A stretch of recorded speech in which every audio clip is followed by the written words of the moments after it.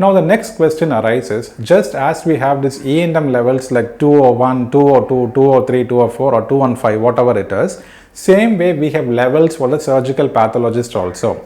See, because receiving a uterus is different from receiving an appendix. When the doctor is doing a certain examination, how we are going to do the credit for it. So there are various levels under surgical pathology like 88300, 302, 304, 305, 307, 309, depending on the specimen that is being received by the pathologist. In case the pathologist does only a gross evaluation, see, uterus is being sent to the pathologist, he only talks about the size, the shape, the consistency, the color of it, then we will have to report only 88300 because it is only a gross exam only. Whereas if he is going to do this microscopic evaluation, only then it becomes a complete study. So for a microscopic evaluation, you will have to figure out codes from 302 to 309.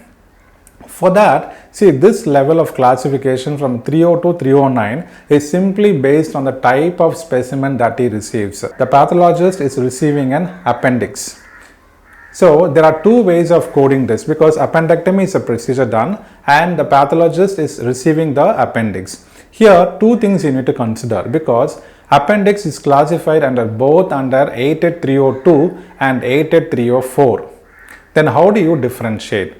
So it clearly says in 88302 as an incidental appendix, in the sense actually there is no indication for doing the appendectomy, but the physician has performed the appendectomy. Whereas here in the second case, if you want to report 88304, there is an indicated purpose for performing the appendectomy. There could be acute appendicitis or chronic appendicitis or any cholesterolosis of appendix. So some pathology in the appendix, then it becomes a 88304. Okay. If the doctor is going to remove an abscess, drain an abscess, then 88304. So same way you will have to categorize all this. If he is going to remove a lipoma, it is 88304.